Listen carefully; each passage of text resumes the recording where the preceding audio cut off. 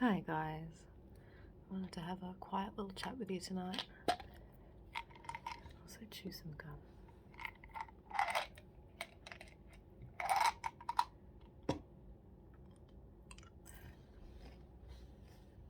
I have with me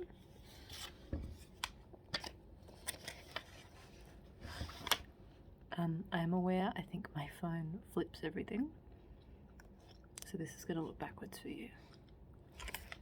I apologise, I will look into changing that.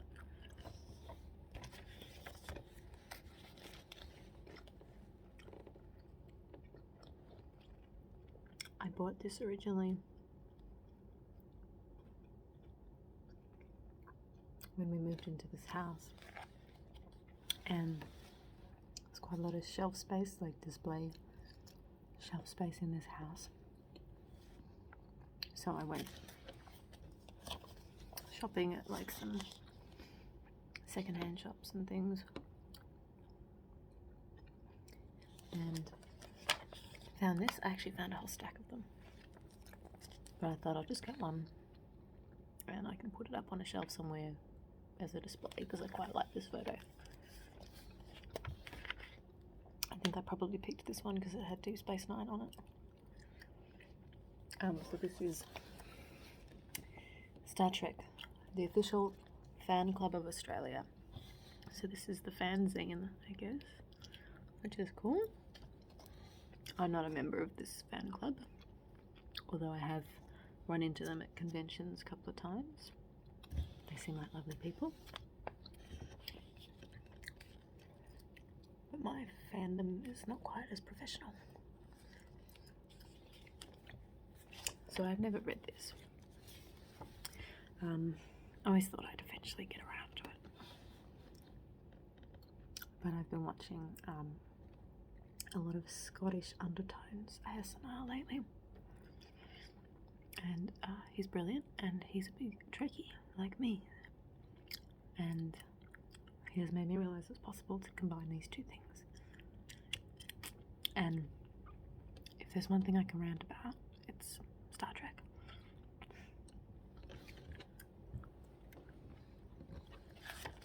So, this is from winter 1995. That's a good year.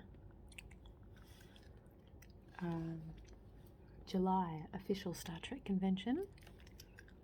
That's very cool.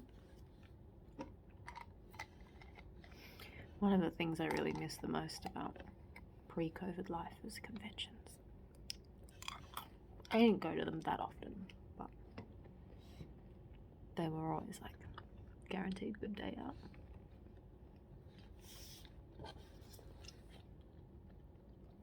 This is issue number 5. As I said, we have the cast of Deep Space Nine. I'm gonna see if I know all their names. This is Colm Meaney, who plays Chief Miles O'Brien. This is Renee Aubergenois, who plays Odo. This is Alexander Siddig, who plays Julian Bashir. This is Terry Farrell, plays Jadzia Dax. This is Avery Brooks. Does a fantastic performance of Benjamin Sisko. This is Nana Visitor, who is just beautiful. Look at her, oh my god. I have such a crush on her. And she plays Major Kira Nerys. This is Armin Shimmerman, plays Quark. This is Cyril Clofton. I think that's how you say his name. He plays Jake Sisko.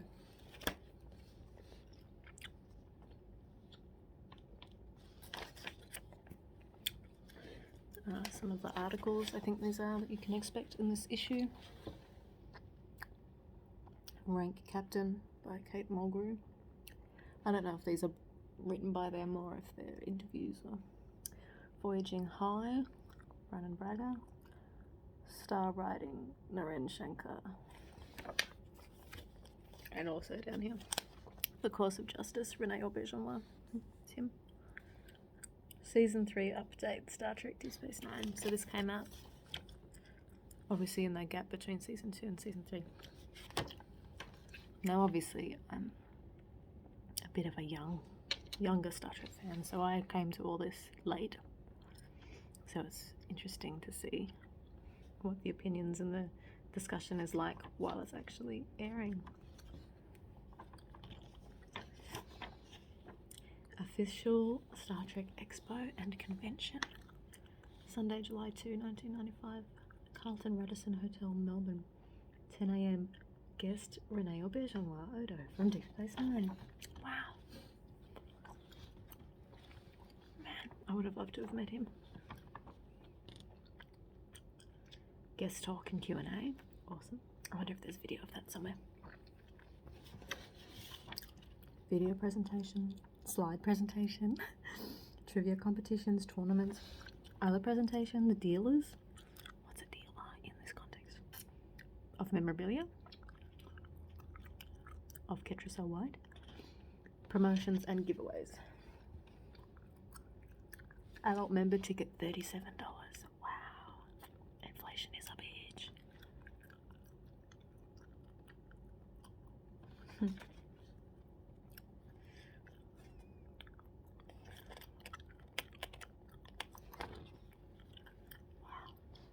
it's been a long time since I've actually sat down and read a magazine.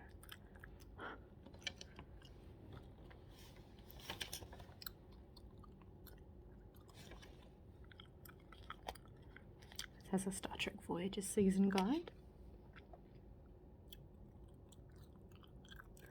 In the wink of an eye, Star Trek Voyager has already 19 episodes in the can. The show is rating in the 20s in the network ratings overall. A splendid performance, but is rating 1 in the 18 to 49 male demographics. I'm not a big fan of Voyager. Deep Space Nine and Enterprise are my two favourites. Enterprise because I grew up watching that one, you know, much like your typical Trekkie might love Picard and love Kirk because that's probably what they were exposed to growing up. I love Captain Archer because that's who was always on in my house on my TV when I was little.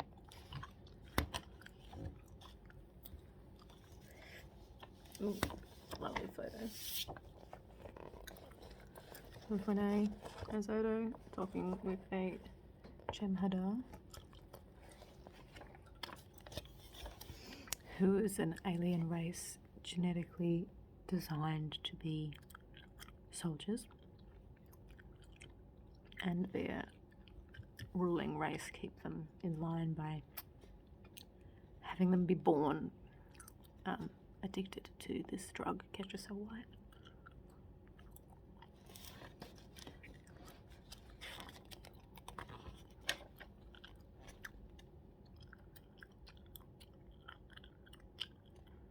So this is an interview with Odo. Some nice photos of him. He's my favourite in this show.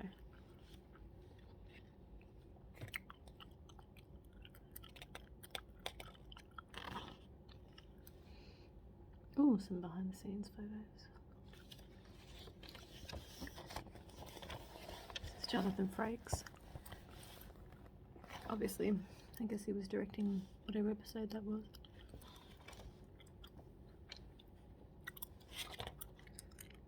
Star Trek was cool, one of many reasons, because so many of the actors got a chance to direct. I know that happens a lot these days, but I feel like back then that was maybe a bit more rare.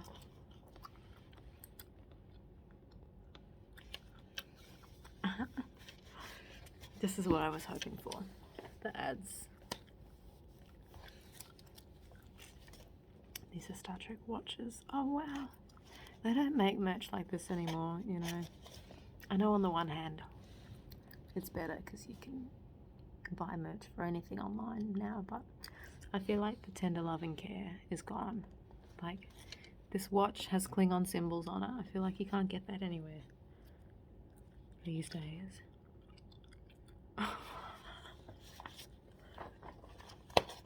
Oh man.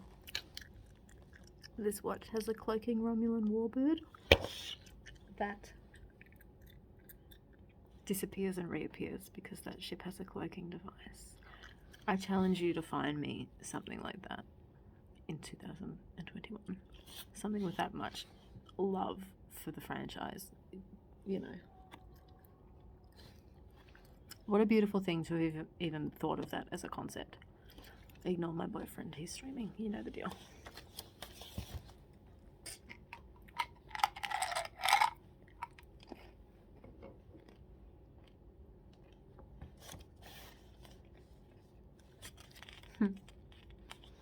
I wonder if you can find these anywhere.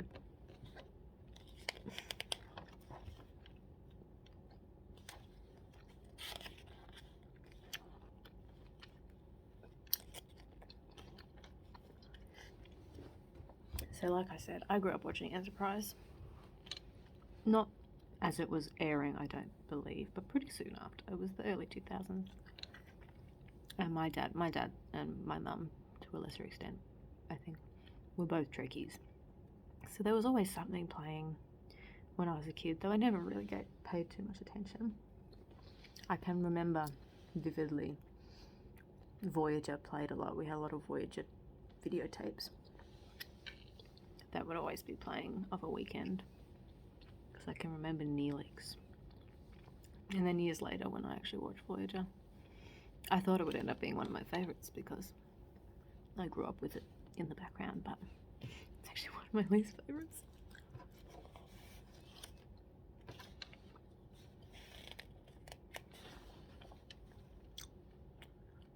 What is this? Oh, UPN advertising some of their other shows that were playing at the time. Violently 90s.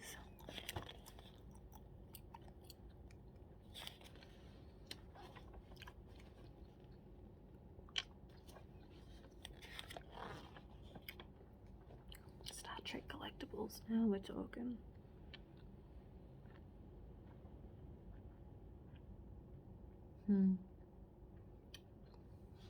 Star Trek The Next Generation Interactive Technical Manual. Back when nerds really were nerds, you know. They actually put in the work.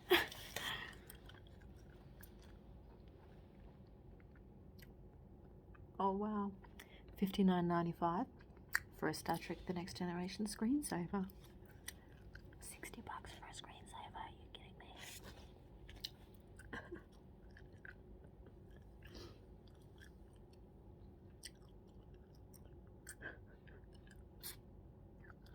There's large posters for $23.95 each. There are regular posters for $10.95 each.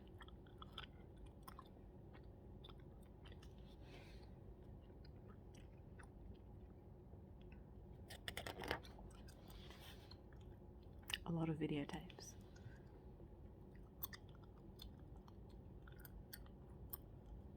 Wow. $19.95 for a videotape of one episode of your choosing. Wow. It must have been tough to collect anything that you liked back in those days, and expensive.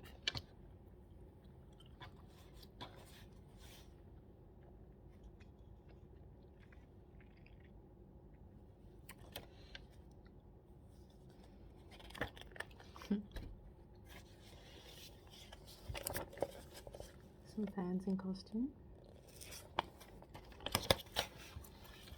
I will totally erase any of the street cred I may have still had by telling you that I have cosplayed twice at conventions. Not specific Star Trek conventions, just general ones. And the first time I wore sort of a generic almost Kelvin timeline dress in medical teal, which I made myself. Like I bought the dress because it was the right colour, and then I bought the iron-on Starfleet badge from Etsy and ironed it on, or maybe I got my mum to be quite honest.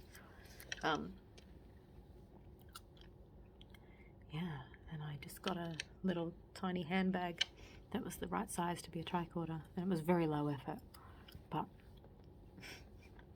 I don't know if it's got anything to do with being a woman, or just maybe that's cynical, and maybe it's just the spirit of conventions. But when you go dressed up, I've never been treated that way before in my life. Like, people come up to you, hug you, all of this pre-COVID, of course, you know, asking you to take photos with them. Like, it's very cool. Like, it's an instant conversation starter. And once you get over the initial, like, embarrassment of like, oh, am I really doing this with my life? It's so fun, especially when you run into other people who are dressed up similarly to you, you know. It's instant camaraderie. So that was the first time. The second time was a few years later, and I put a bit more effort in. I didn't. I took away the DIY aspect because I realised I'm terrible at DIY. And so I just bought a Command Gold TNG jumpsuit, and decided I would be femme Data. So it would be Data from the next gen, but female. So basically I wore that uniform, I painted my face white, I slicked my hair back, and wore some fucking horrible yellow contact lenses. Why did I forget what that was called? Which lasted about half the day, and then I had to take them out because they were making me nauseous.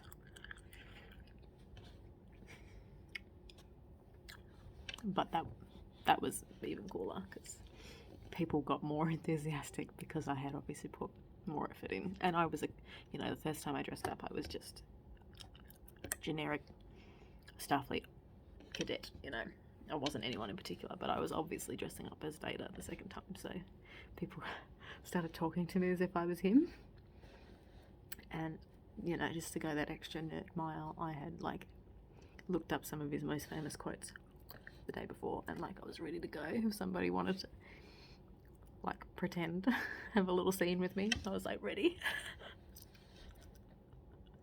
And that's when I met these people. At that convention when I was Data, I think they're still the same people. I mean, it's been a number of years, but I'm pretty sure that's what they were called, the official fan club of Australia. And they were really nice, and we got some photos together because they were all dressed up too. And then I spent probably way too much money on a Pusheen pillow. I don't know.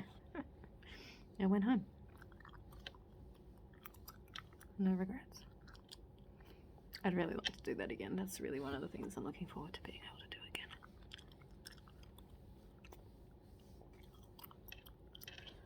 Don't know what I would dress up as next. Actually, yes I do. Yes I do. I'm gonna get new gum, excuse me.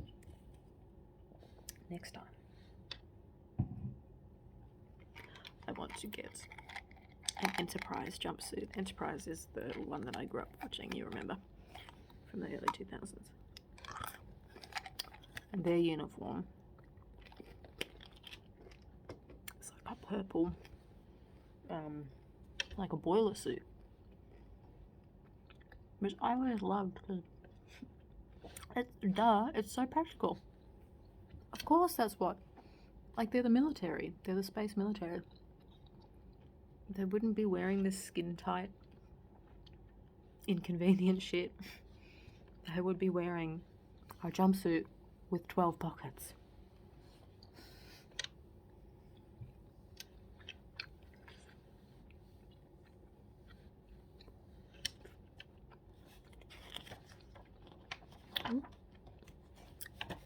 What is this, jewelry? Oh, there's a little charm bracelet you can get. Adorable. Wow. I really wonder if you can buy any of this stuff anymore, because I genuinely would buy some of this stuff.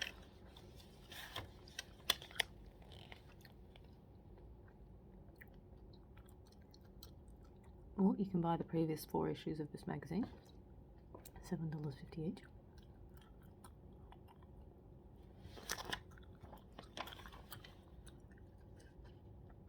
Ceramic plates. That's like the pinnacle of these 90s magazines, right? Is the ceramic plates. Wow.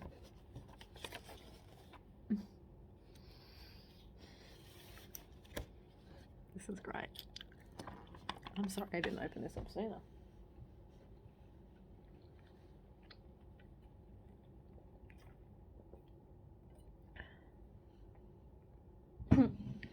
If you buy enough things, you get a frequent space traveler credit. It's so cheesy, but I'm also eating it up.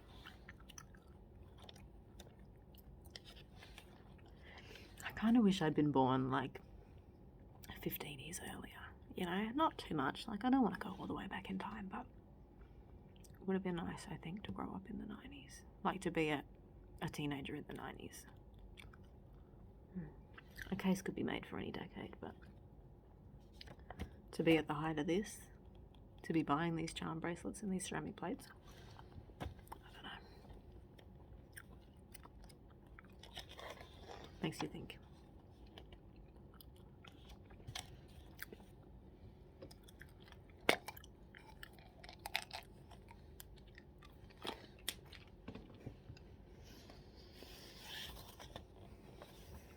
I'm actually rewatching Deep Space Nine at the moment. I'm nearly done.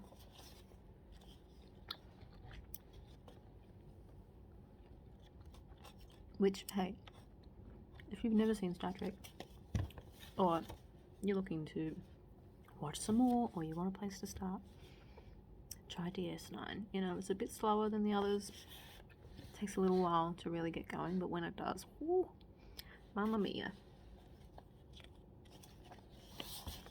This is the Defiant. So, in the beginning, Deep Space Nine was just sort of static, which really set it apart from the other Trek shows, who, you know, every week they were travelling through space on a starship, and every week they would bump into somebody new, or a new problem.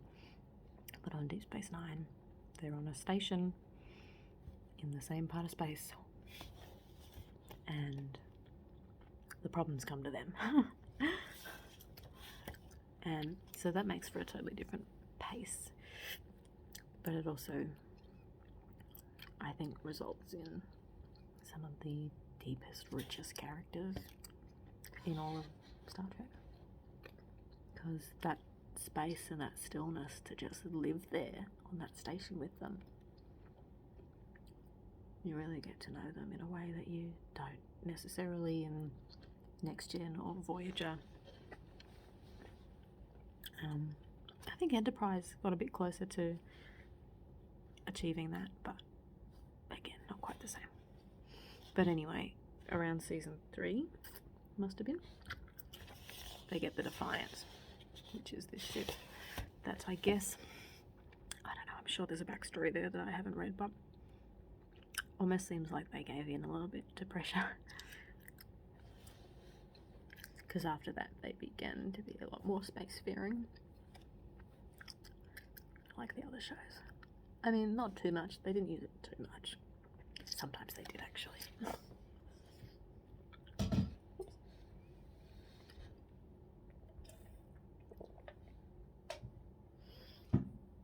So, I know my hair is crazy and falling out. It's nearly my bedtime, so I've stopped caring.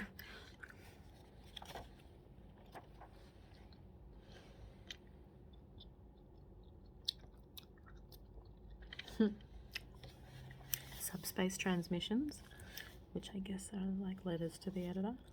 I might read you one of them, let me see.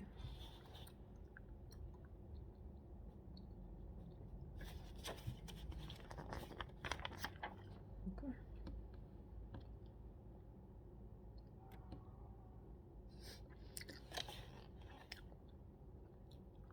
I'll read you this one, it's short. This is from Krista Trajanovsky from Arncliffe, New South Wales.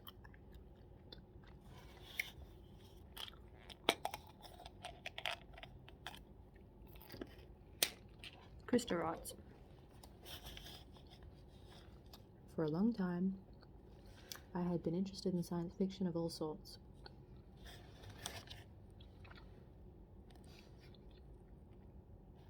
I love science fiction, yet most of it is very gloomy and paints a frightful picture of humanity's future. That was until Star Trek came along.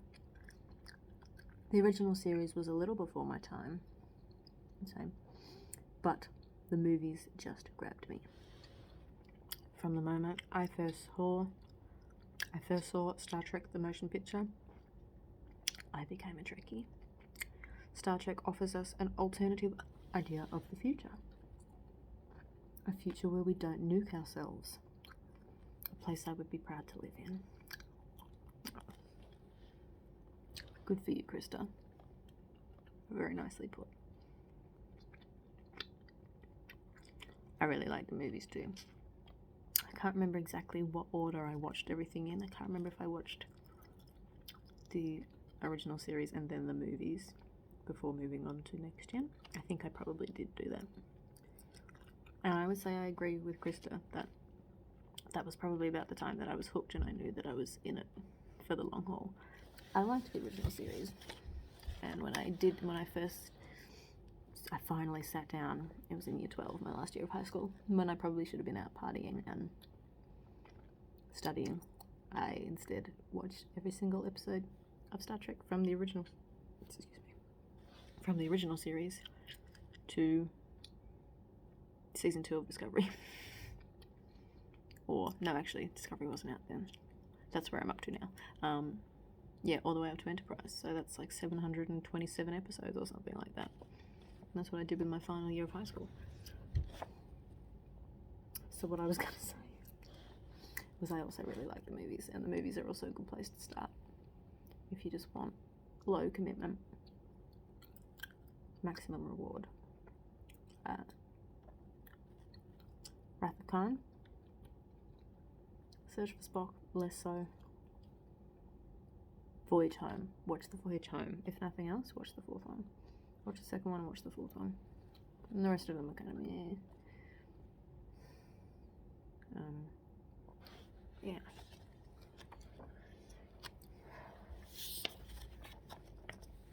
I will have to read the rest of this next time. I hope you liked that. This one's a bit longer.